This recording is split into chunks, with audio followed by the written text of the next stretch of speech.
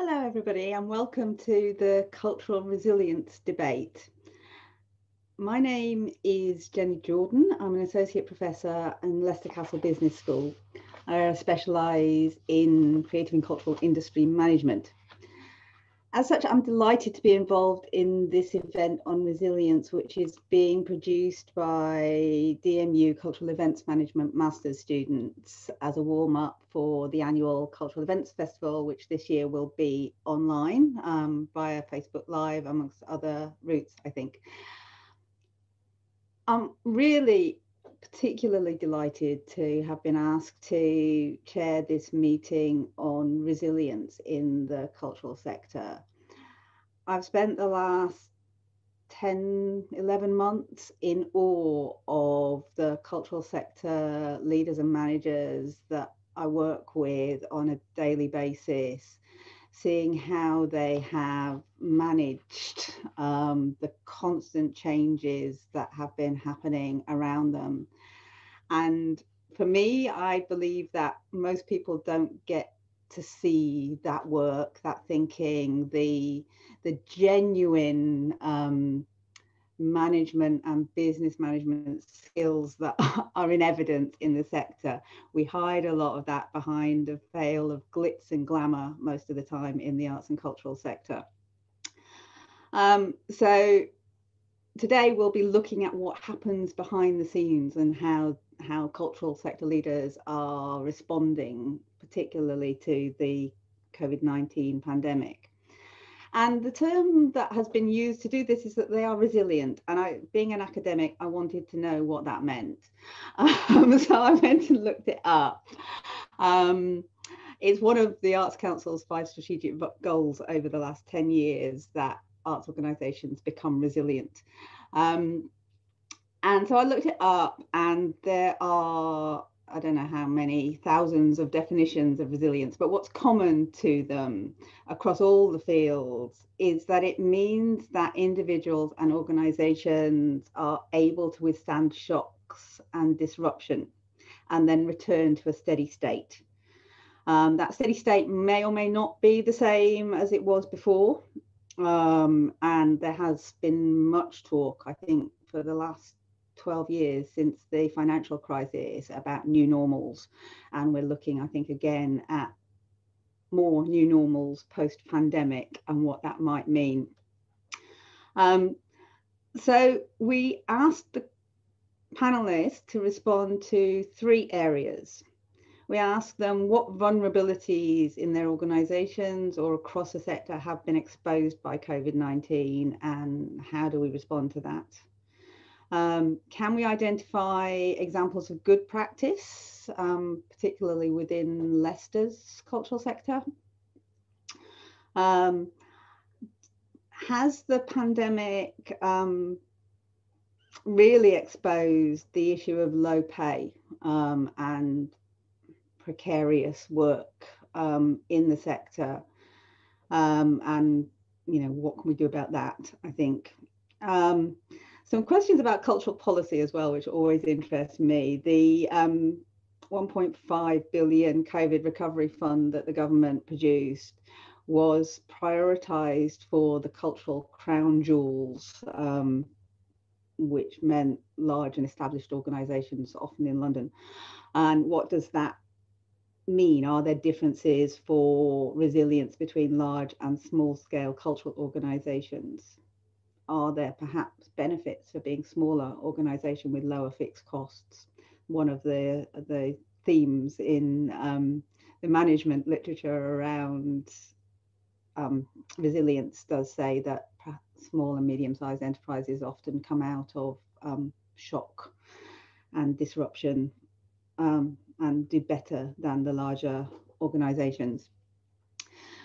2 more questions. What approaches and resources are needed to ensure sustained opportunities for cultural engagement? And looking forwards, really, how are we going to bounce back? How are we going to build the anticipation of risk into future plans, or are we going to continue to just kind of have this kind of let's respond reactively to it?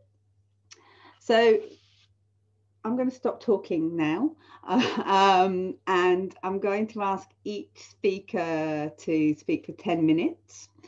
If you have any questions, if you could type them into the Facebook chat, and then after each of the speakers has had their 10 minutes, we'll bring those questions forward to them and ask them to respond to those. So don't wait until the end. Type your questions in as you go along so we don't lose them. And we've got a nice flow coming through.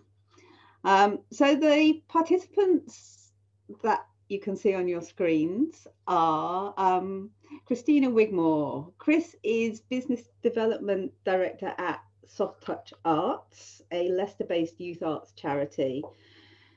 She is currently very much involved in the fundraising and business strategy parts of Soft Touch, but has done pretty much every job there over her time with the organisation.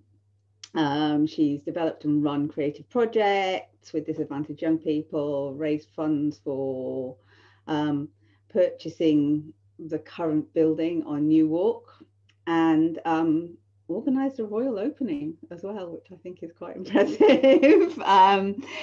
So Christina's job is also, as well as that fundraising and business development side, she's involved in the strategic direction in collaboration with the rest of the directors team, and finding new ways and new opportunities for the organisation to deliver its objectives, which is why we've got her here to talk about the future and how the organisation can be resilient in the face of the current problems.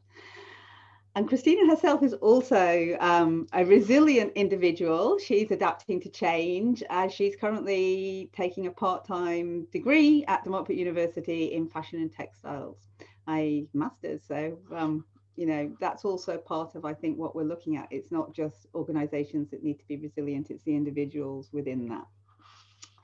So looking forward to hearing from Chris. Michael works for the Y Theatre, part of the YMCA in Leicester. He is the creative and commercial director. Is that correct, Michael? I might have the title slightly wrong. Theatre and events manager. Theatre and events manager. But that involves providing creative and commercial direction.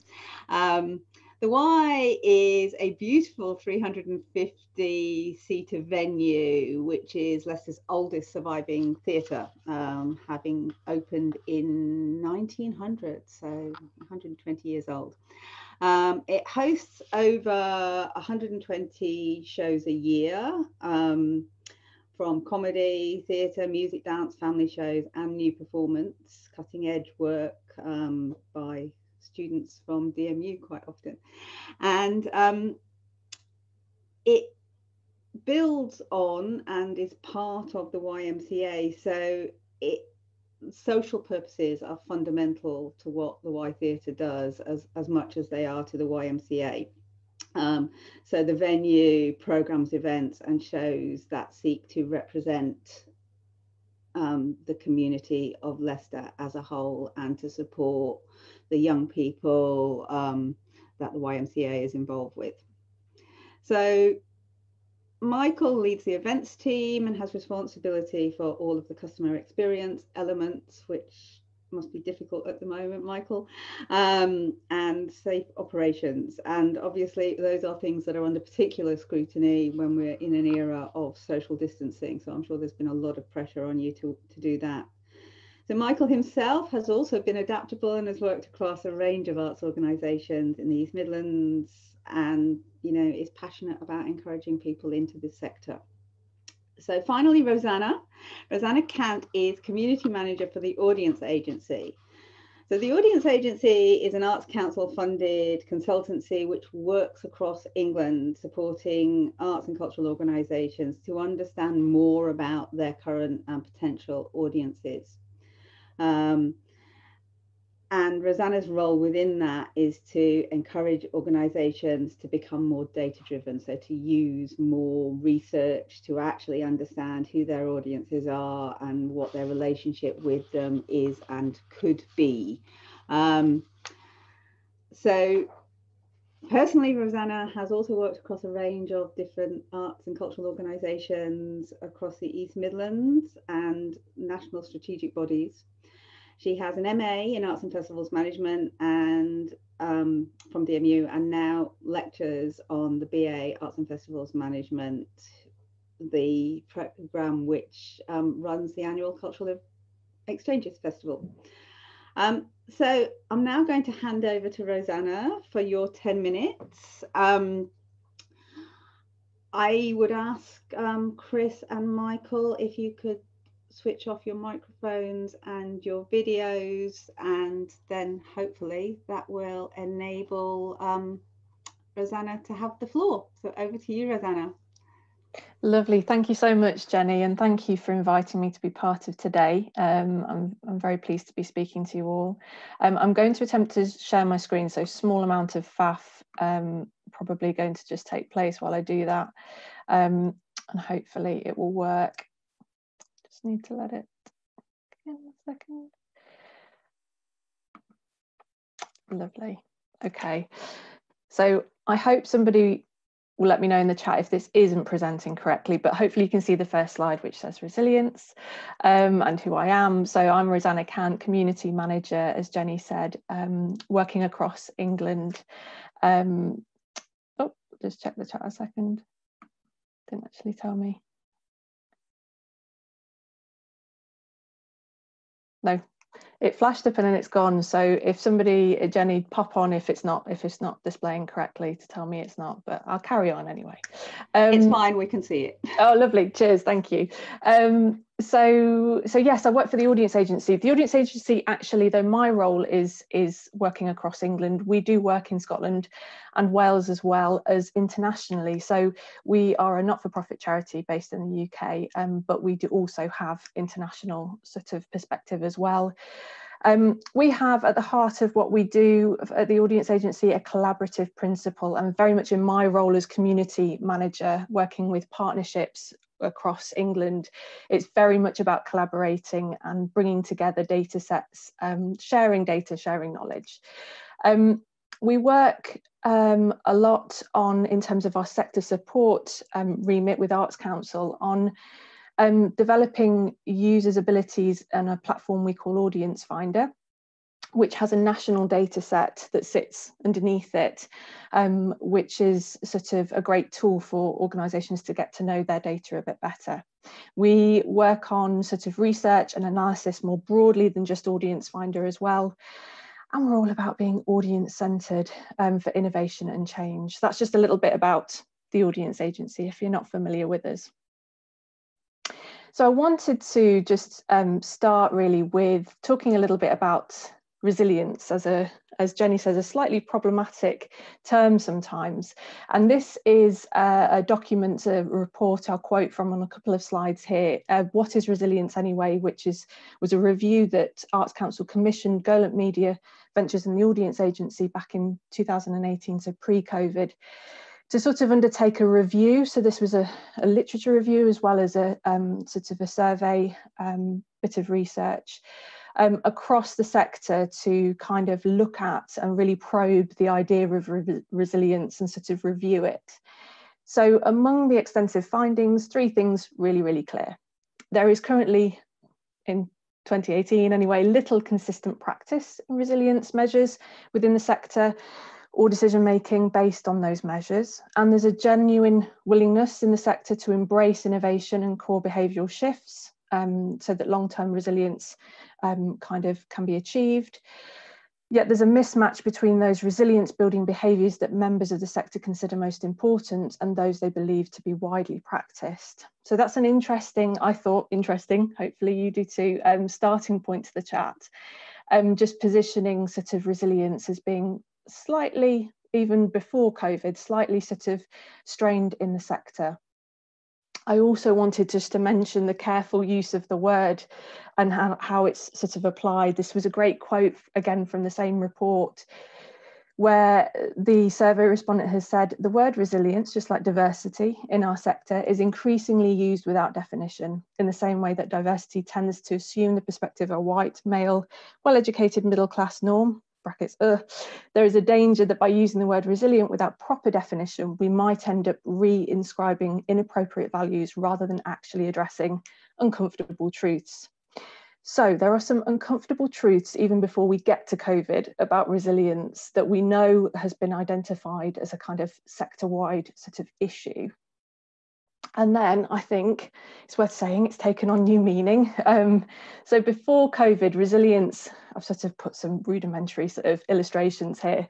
I would say before COVID, language around resilience was very much building structures based on a sort of mission statement foundation that organisations would kind of build upon. And for COVID, sort of 19 and beyond, I think we're very much looking at a sort of back to base under construction kind of period of time where we have to really rethink, reimagine and sort of reposition a lot of what we're talking about, which has been borne out sort of in conversations we've had across the sector.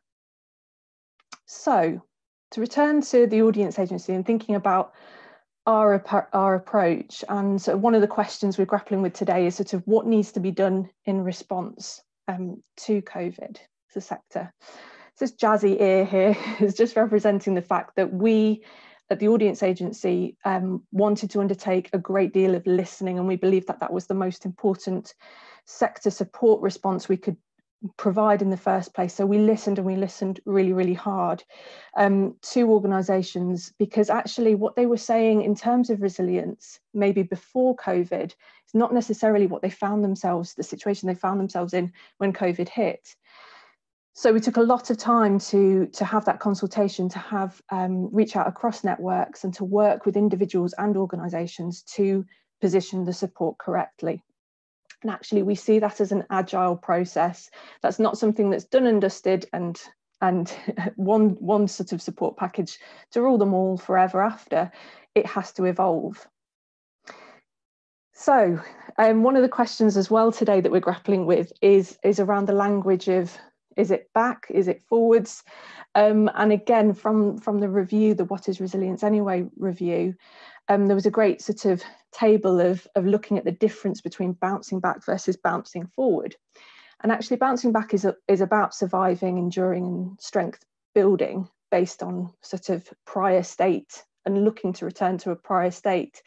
But I'm probably arguing today, and indeed we, the audience agency, call it bouncing forward for a reason, bounce forwards for a reason, because actually we think we have a sort of the onus now for the sector is to move beyond what we had before and make improvements so that we're thriving, evolving, flexible and sort of able to adapt, and sort of looking at the changed circumstances and needs that are sort of sat behind it.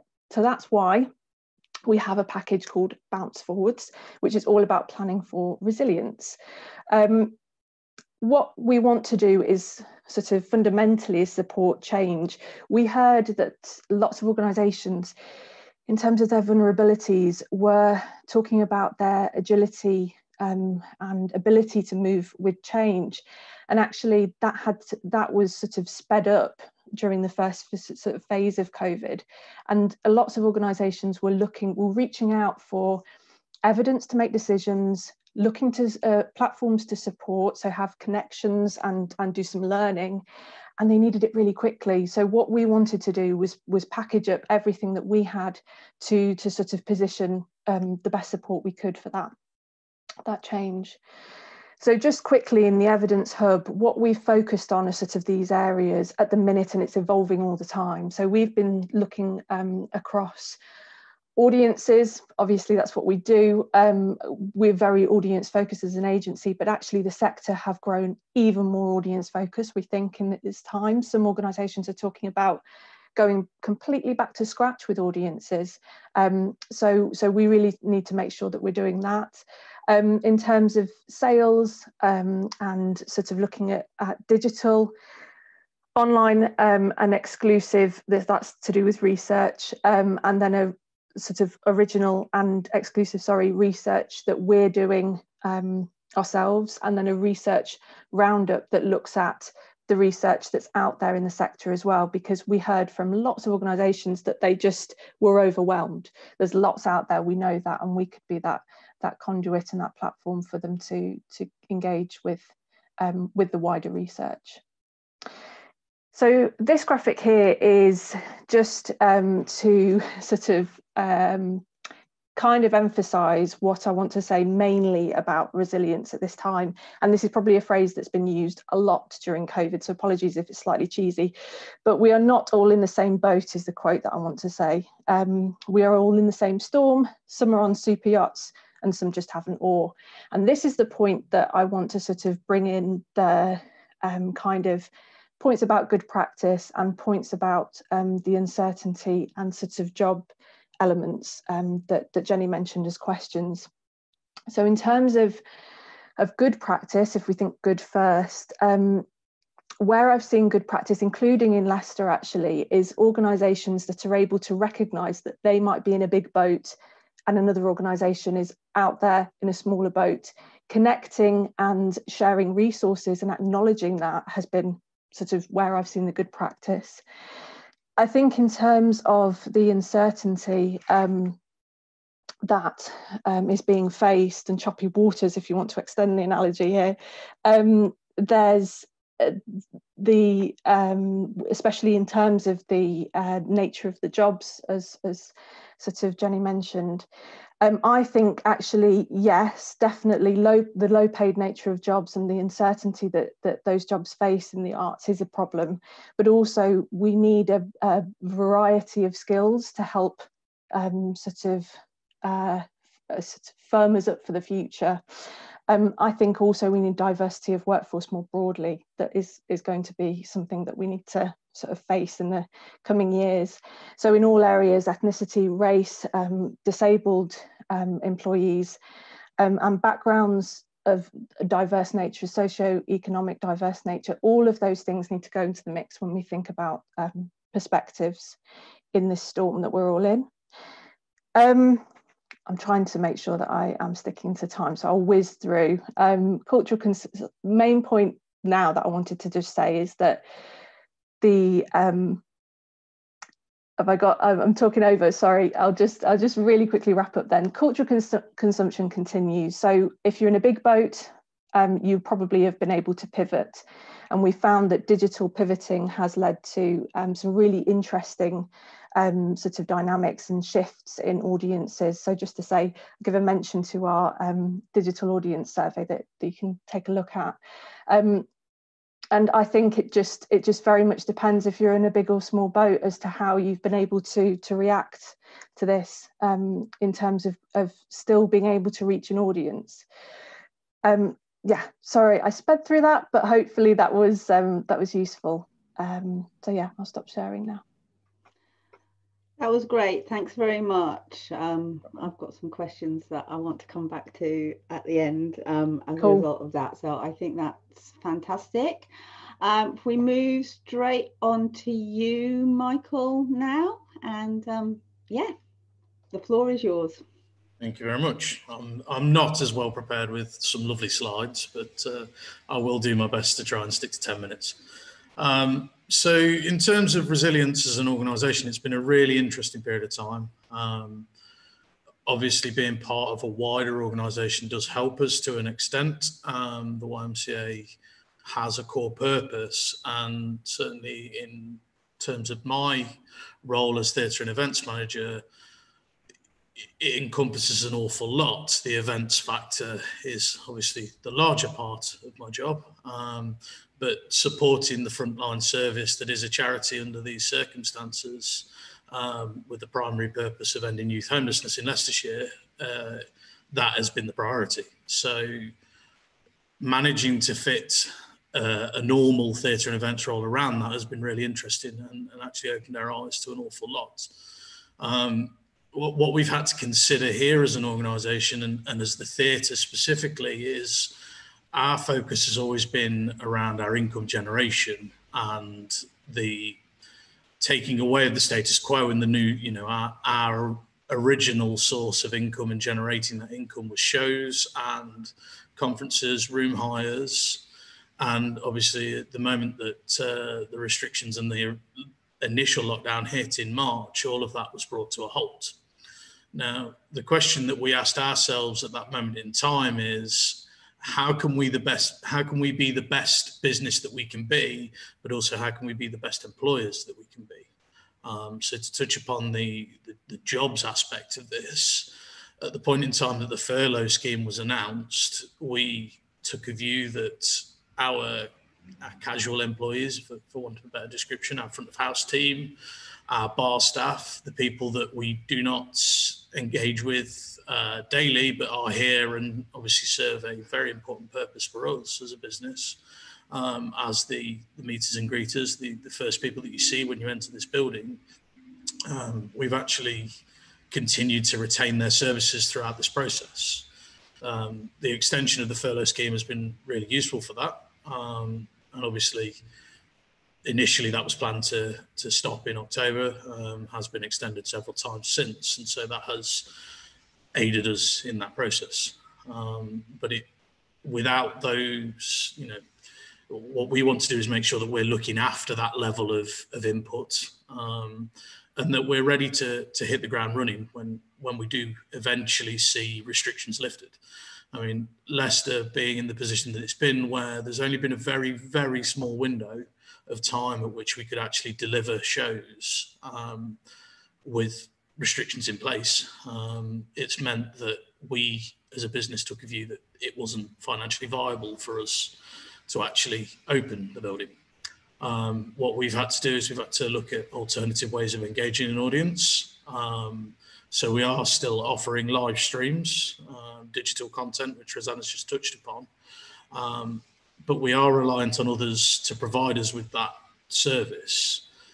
We've managed one live stream on site, which was through goodwill from local artists and supporters of the venue, that without that single live stream that we did here on site, I genuinely believe that we wouldn't have survived.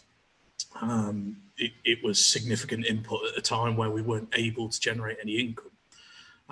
We had to go through a process of asking the public and our supporters and our audience to come along and actually donate towards our building and our upkeep, and hugely grateful for the amount of money that was donated in that single period of time. What it actually enabled us to do is to sit and focus on where we want to be as a business, and this is moving towards the bouncing forwards aspect. And we rightly are obviously here, we are a unique proposition. We're Leicester's oldest theatre, but we have a dual purpose with our housed young people as part of the charity. So we have a ready-made audience, for want of a better description, for working with during this period of time. So we've pivoted our business plan. We are not focused on what will be our output post-COVID. We're actually focused on how can we continue to enrich the lives of those young people that are here on site with us during this period. And we have engaged with our casual team, who have the skills and knowledge to support us in this process. And we're asking them to help us design modules around the skills that are transferable skills, but are specific to theatres and events. So how we put a show on stage, and if you think about the component pieces of that, there is marketing the show, there is selling the tickets, that's customer service, there is your actual experience when you're here at the event, and the health and safety matters that we have to consider. Obviously, hugely changed process if we were to open the building today versus what it would have been when you attended previously. We actually, in order to enable us to do this, we applied to the Cultural Relief Fund, which was, I think applications were due in August last year, and we found out in October. Now, we were successful, and to be honest, Leicester as a whole was reasonably successful. 2.8 million around round one and round two of that initial process. So it was very helpful for us, and it was great to see so many other local cultural organisations receiving funding. Obviously, what's not clear is how many people applied to that and were unsuccessful, but it did mean that we were able to show our cultural significance as a venue, but also where we feel we're going to progress. One of the things that's been identified is that there is the potential for a mass exodus from our industry as a result of the lack of work available, and that there will be a skills gap. So the work that we want to do with our young people, and potentially in the future external to the organisation, is to set up a series of training modules that will see us plug that skills gap, and hopefully moving forwards have a lot more young people who will be the future of this industry. It's a model that we've followed for a long time. Obviously, our focus is always around youth here at this organisation. If you go back to the origins of this building and the theatre itself, it was built as a lecture hall for the young men that were part of the Young Men's Christian Association. So, you know, it's not new. We're not reinventing the wheel here. It's just going back to our original purpose as an organisation and updating that to fit with the modern standard. COVID has obviously been massively challenging for all organisations, but it's been very, very nice to be able to give ourselves the space to think about what we want to achieve. And this is a long-held ambition that we run an education project as an organisation. And obviously for us, it's important that the young people are given some transferable skills when they leave us. We're not here to, you know, these young people can be with us from anywhere from 6 weeks to 2 years, and we want to try and enable them to be in a position when they leave this organisation that they can be resilient themselves. And so I suppose that brings us full circle to what we see resilience as, and that's why we do what we do. We want to ensure that we have enough of a platform to all of us to make sure that happens. I think for us, this has been more of a transformative process than we thought it ever would be. And the thing that I always go back to is that the moment where we were struggling the most to see an end in sight, you know, we'd all had this, if you go back to March last year, of it will be a 3-week lockdown, it will be 6 weeks, it will be 2 weeks. And I don't think anybody actually really foresaw what was going to come. What we did as an organisation was we didn't ever put an end date on this. We didn't say we will reopen from May the 1st. We closed indefinitely, and that was to allow us the room to think about it, and how we could do that, and obviously see what changes were needed to be made. But it is really difficult. It's been a long process, and actually in the moment where we were at our lowest of being completely uncertain about what future we may have as an organisation, the thing that really struck me was the support that we gained from our audience and our customers, and the fact that we were there. We've had ups, we've had downs, as everybody has on the COVID coaster, as we refer to it as here. But it's been really interesting to see the different approaches that everybody's been able to take towards this process. I'm going to hand back to Jenny.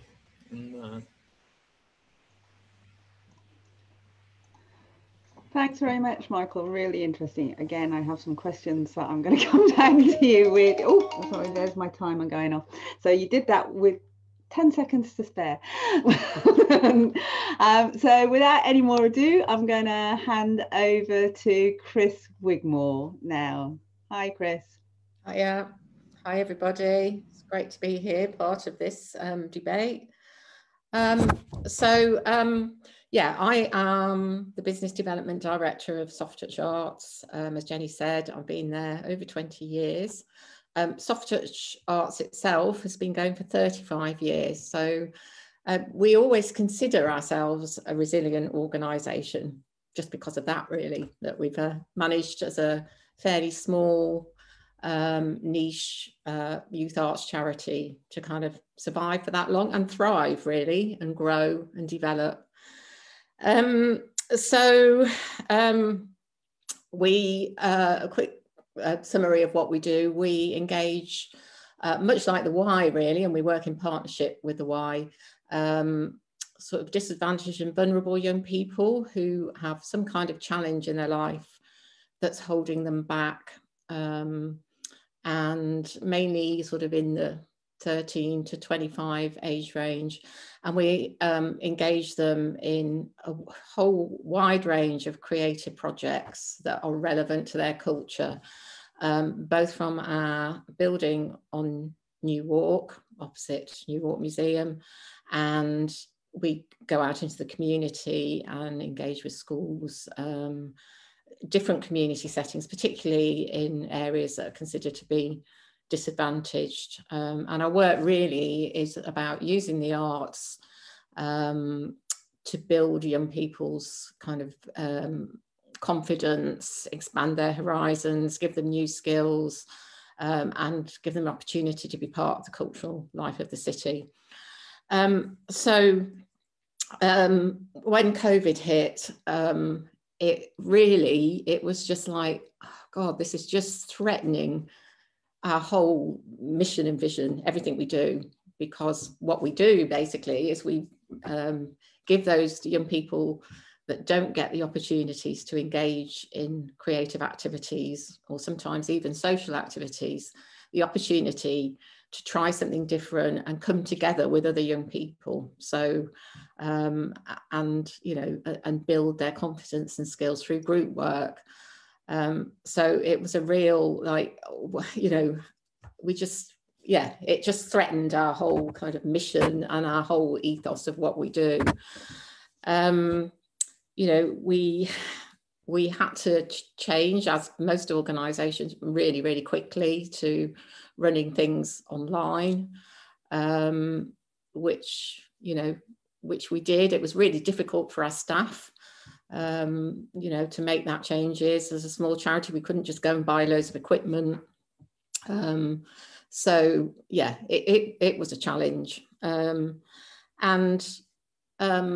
It has been ever since, really, because we kind of followed the path of trying to get back to running face-to-face sessions where we can, but obviously the regulations keep changing, so we can open, then we have to close again, we have to go back online, which is kind of where we're back to now, although we are still continuing to run some face-to-face sessions, but really focusing on young people that are extremely vulnerable.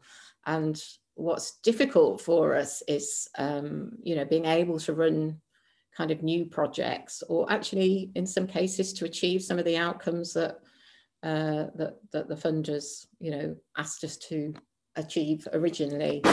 But because we're so used to we don't just rely on one source of income, and we do have quite a wide range of funders. Probably at any one time we have around 10 to 15 projects running, funded by different funders. A lot of those have been really quite understanding.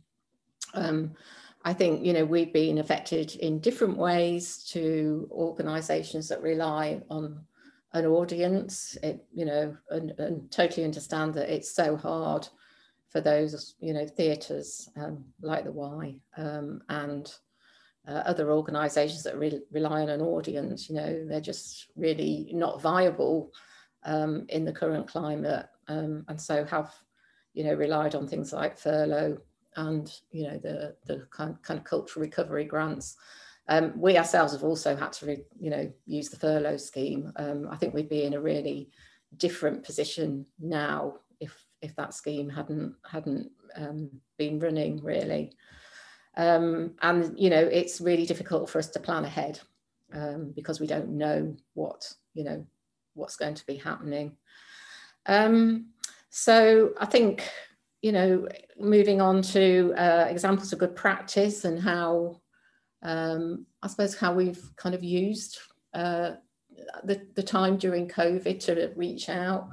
Part of my role over the last probably 5 or 6 years has been to try and diversify our income and to reach out to kind of businesses for partnerships, and actually a lot of that really paid off. We've done really well with running things like online cooking sessions, where we both for young people, where we go and deliver ingredients to their homes and then cook online, but also in terms of as kind of a fundraising opportunity.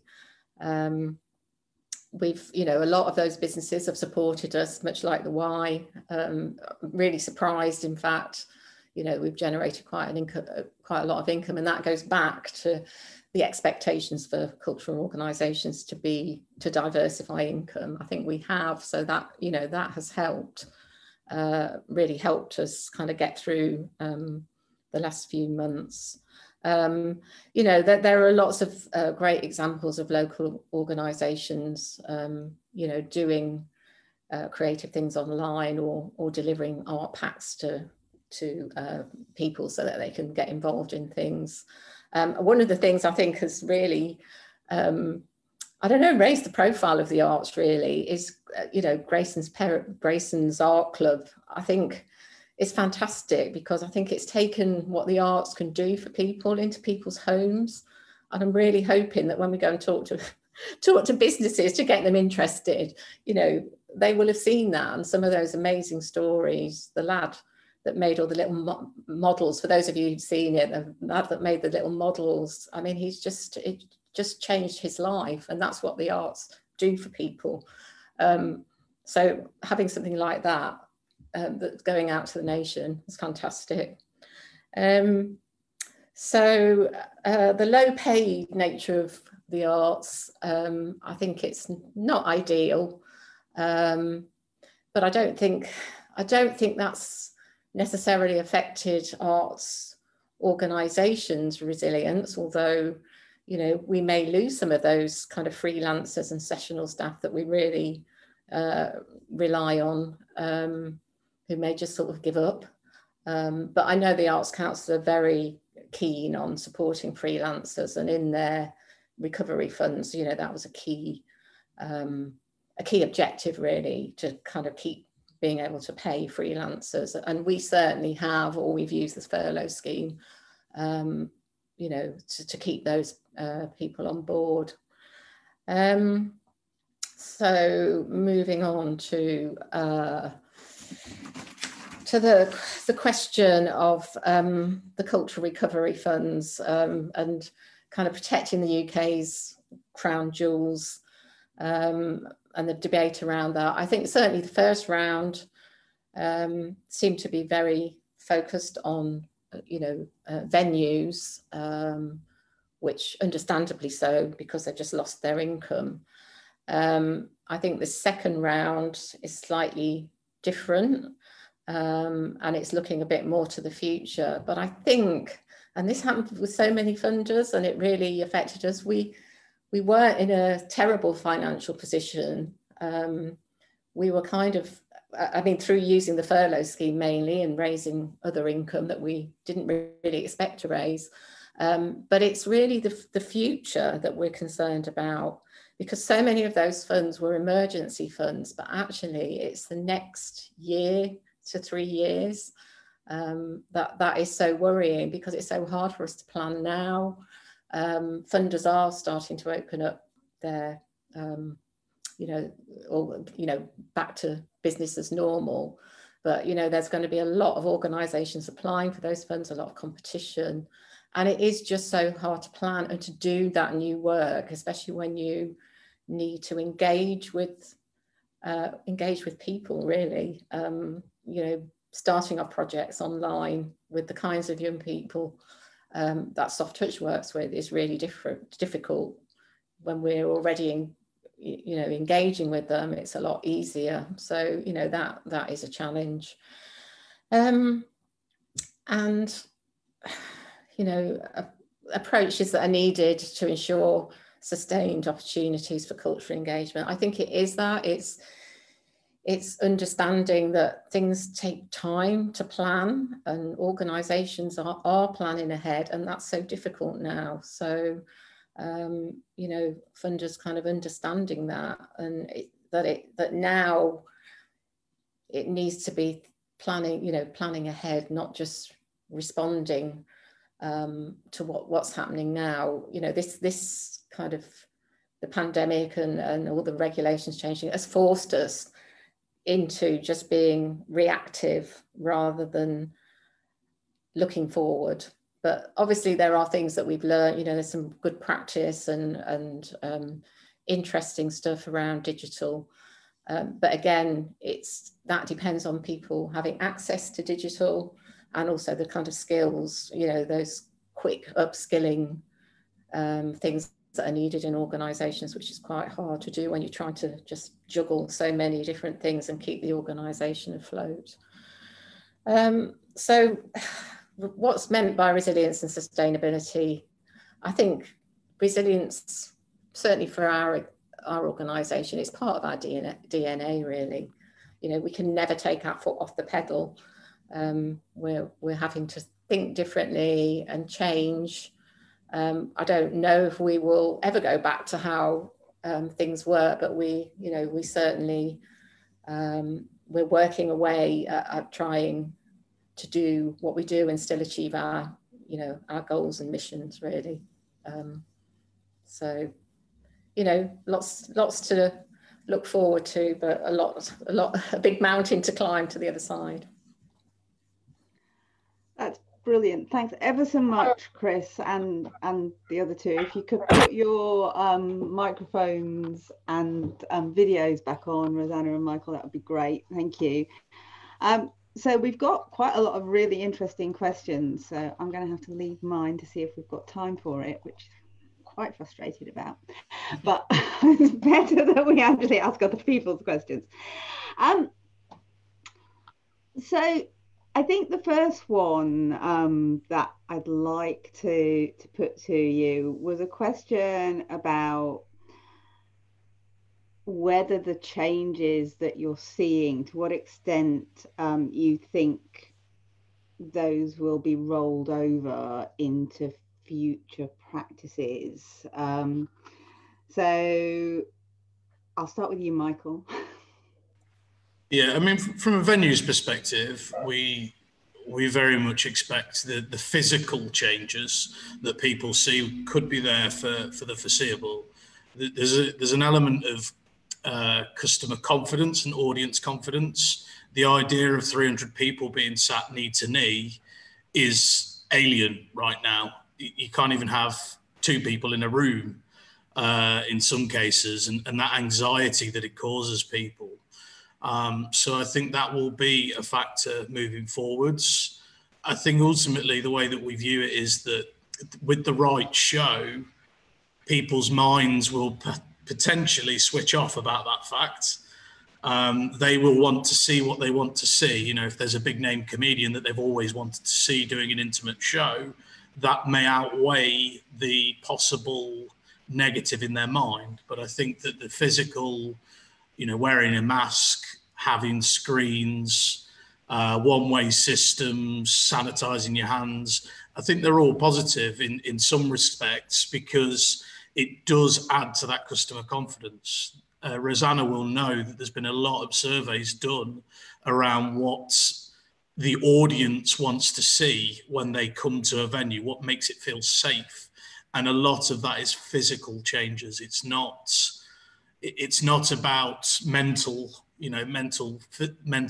blocks. It's I want to know that it's the same as when I go to a supermarket, essentially, that I will be asked to come in a certain way, that there'll be staggered entries, that I'll be able to come in 2 at a time, that I'll know I'm with my household, all of these things. So I think that will continue for a little bit of time yet.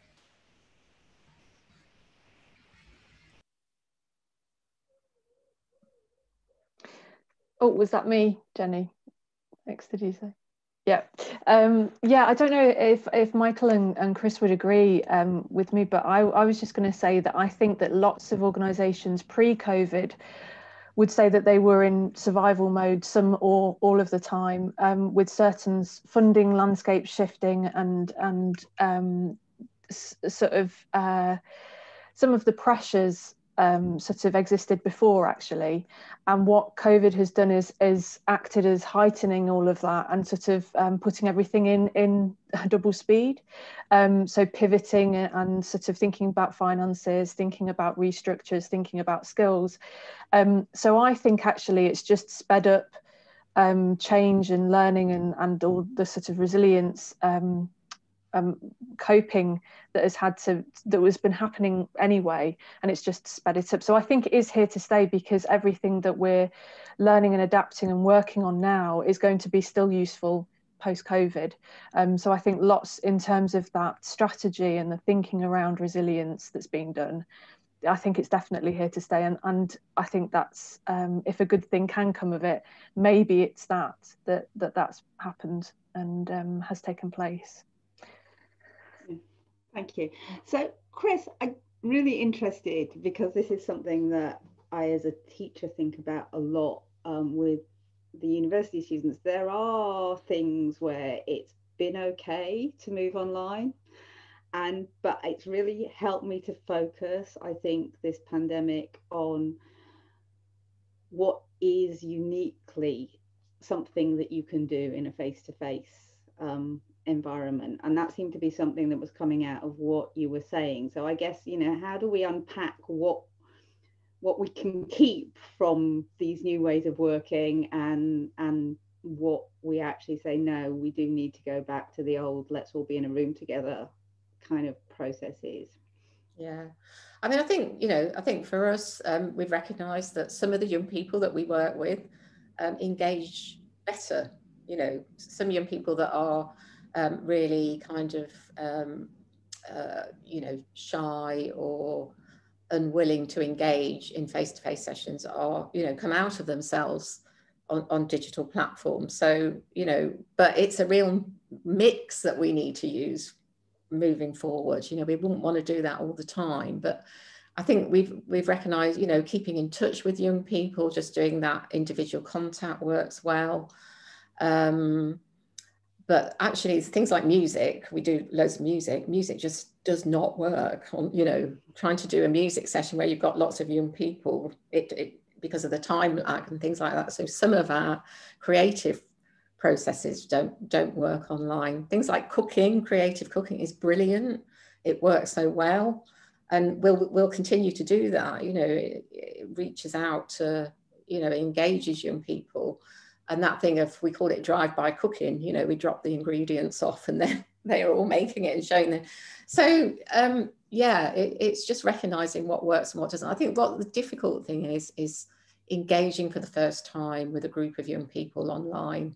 It's a bit different when you're kind of maybe a student and you're expecting to do, as part of your, I mean, it's difficult, really difficult, but for students who are kind of more focused. But I think that's the difficult thing, really.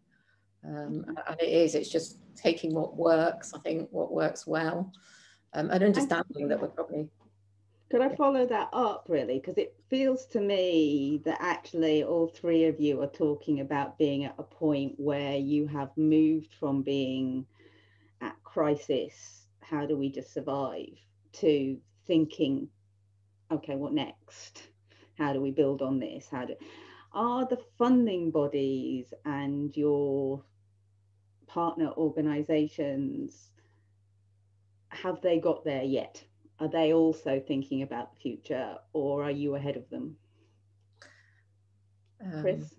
Yeah, I'd say we're probably ahead of them, but it's almost like there's a kind of, there's back to normal programs, but that's what's so hard to plan for, because if we want to be engaging 30 young people in a session, it's so hard to plan for that. It's almost like there needs to be an intermediate kind of, not a COVID emergency, but and not in 3, you know, the current Cultural Recovery Fund is great, but it still needs to be spent in 3 months. And, you know, the restrictions on these funding, you know, some of the funding things probably coming from government, but actually it's, you know, there's probably a kind of a stopgap to getting back to bouncing back, you know. Yeah, that's just had a look at the time, and I'm going to move us on from that question because that was one of mine. So Rosanna, there's a couple of questions I think that this relates to. Interested in knowing about the new roles that you perceive, and I think for you, Michael, that's also a thing about what are the skills that you are trying to build up for people who might be moving into the sector post-COVID. So I'll start with you, Rosanna. Yeah, sure. So I waffled through that slide a little bit. So just to elaborate, I was kind of thinking, first and foremost, I want to make it clear that creativity and creative skills and the cultural sector sort of traditional skills are definitely massively important. And the first point I wanted to make is, could we stop getting them squeezed out of the curriculum so that we actually have a ready sort of to go workforce leaving education and actually inspired that it's a viable choice to make moving into the cultural sector. And I think that comes from positioning the cultural sector as a valuable contributor, which it is, to the economy. So I think that's a sort of policy messaging thing linked to education.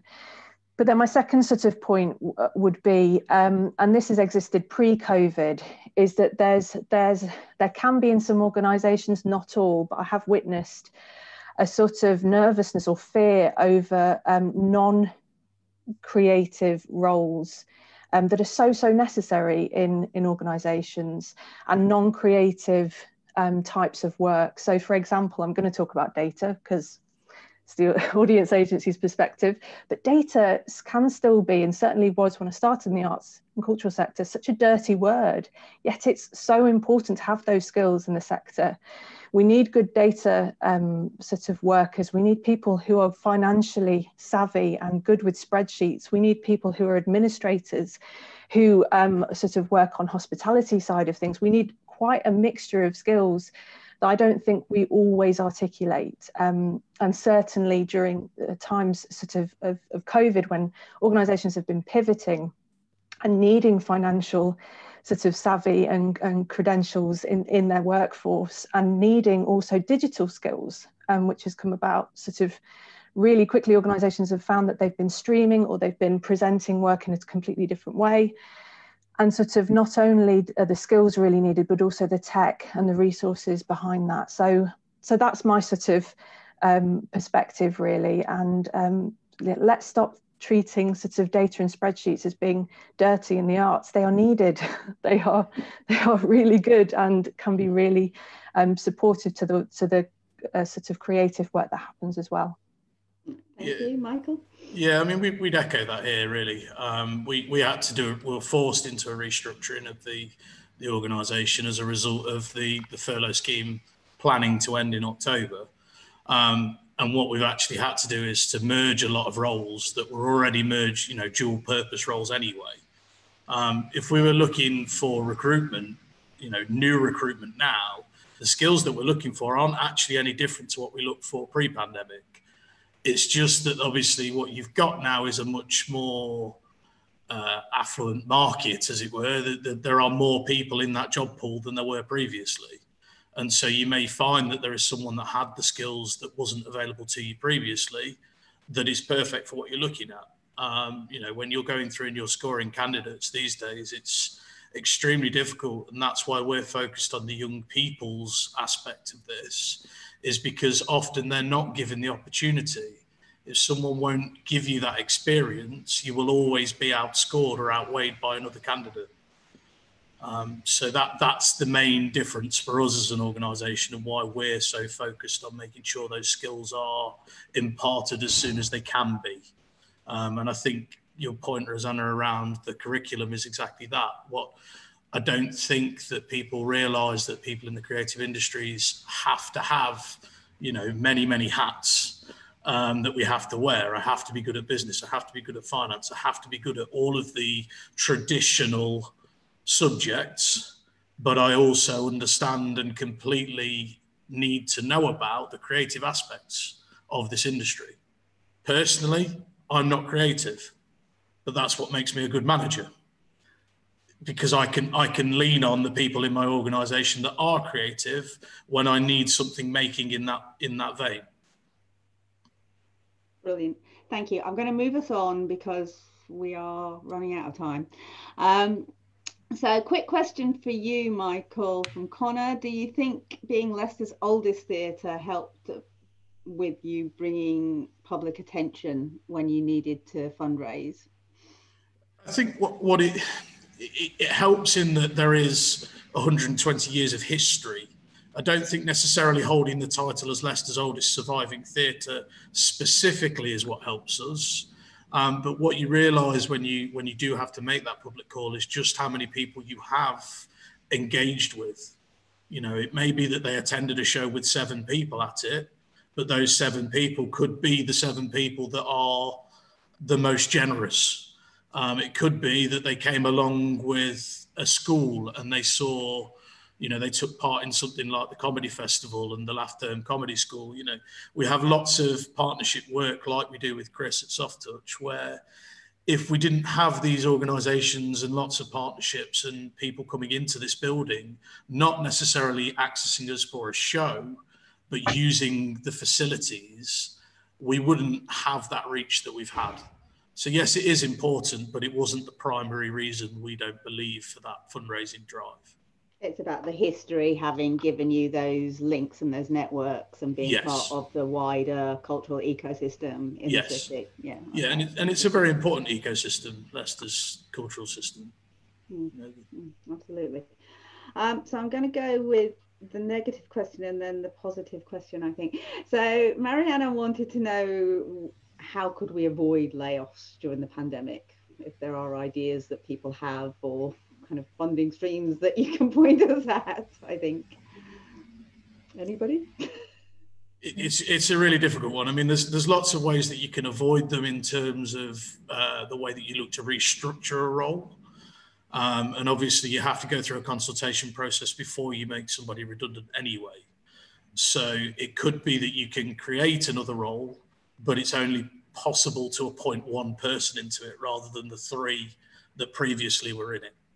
But I think it's not unavoidable, but you do have to take a global view of your organisation and where you can place certain skill sets. I mean, a lot of our reception team, box office team have been placed with our housing department because the skills are still very similar. You still need the people skills. So an advantage of being part of a larger organisation, I think. I've seen that in the university as well. There's been opportunities there that, you know, wouldn't necessarily be there for a smaller organisation. Chris, you've used the furlough as well? Yeah, I mean, that has been really, you know, we're kind of in the position we're in now, which is okay, worried about the future, you know, longer term funding situation. Because of that furlough scheme, we've taken advantage of it. We'd be in a very different position, I think, now. We probably would be looking at laying staff off, redundancies. That really, it caused problems because we had to, you know, some of the development staff had to stop working and we've had to balance that up, and it was complicated, but yeah, without that we would be in a very different position. So it's really difficult for a small organisation. Don't have reserves, you know, we want to be a good employer and keep everybody on. So part of that lobbying to keep the furlough going as long as it is necessary, I think. Yeah, absolutely. So I'm going to start with end with the positive question about the role of online in the future. Is it the way forward? Asks Jose. Rosanna. I personally hope it's not exclusively the way forward, because I can't wait to get back and actually experience some live theatre, some live performance again. Missing that very much, as I'm sure lots of people are. But it's certainly proving to be a way of reaching audiences at this time, and indeed actually reaching a wider audience than organisations had maybe done previously, not for everybody, but for some. We've also noted that in terms of access, that disabled audiences have engaged where previously perhaps not as well, which is a great data storyline to come out of the research that we've been doing with organisations.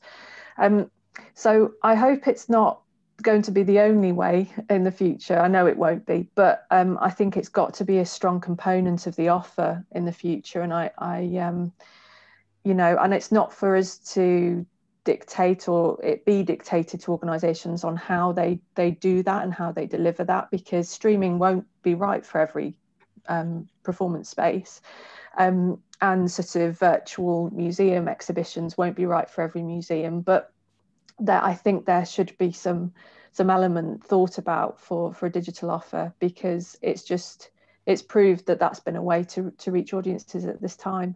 And I think it will continue to be a good way to reach them in more normal times as well. Thanks. Michael? Yeah, I think exactly that. We'd echo that. It's very much a blended approach that's required moving forwards. Certainly from an audience perspective, we are actually one of the more accessible venues in Leicester, but there's still limitations with what we can do.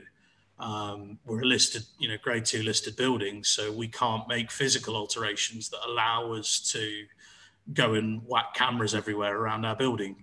But there are calls potentially to be doing things where it's pre-recorded and then we stream it back to the audience in the theatre space still. So it's just having digital is there as a thought process when you approach the agent, the act, the artist, whoever it is that you are planning on working with. Certainly from our perspective, obviously we are meant to, or we try to be at the heart of the community as much as possible. And so opening up as many doors as we can to our local community, there's going to be a continuation of shielding. There's going to be people with anxieties around being in the space. And so that digital aspect is key to making sure that we don't lose our existing and traditional audience members that are now not able to join us.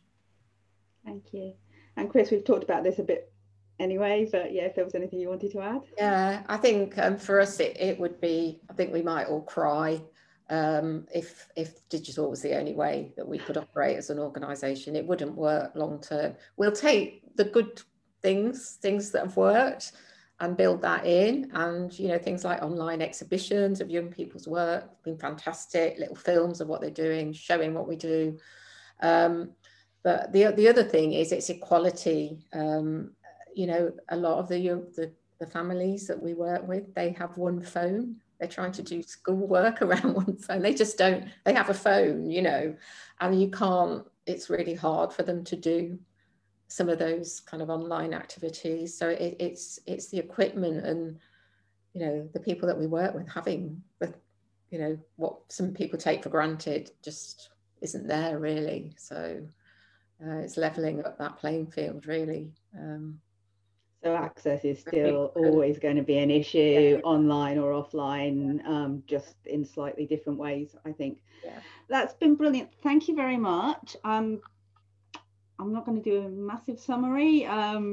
For me, I feel enthused about and reassured about how resilient you are being, through all of this. And I'm very excited at the way that you have now moved to a state where you are looking forward to what happens next and thinking about what can be learned and applied from this crisis to how you make your organizations even more resilient. And I think that's really exciting, and I want to thank you for that. One final bit of housekeeping, and I might need some help, Kaylee, with this. There is a questionnaire to be filled in about the event. I'm not sure how it's actually being distributed, but if you could look out for the message from Cultural Exchanges with a questionnaire. We would love to hear back from you about how you felt about the event. Apparently it's in the comments, so if you could fill in that questionnaire, that would be great. Thank you all very much. Round of applause from me, and I'm sure from everybody on the live stream. It's been great. Thank you. Thanks very much. Thanks. Thank you.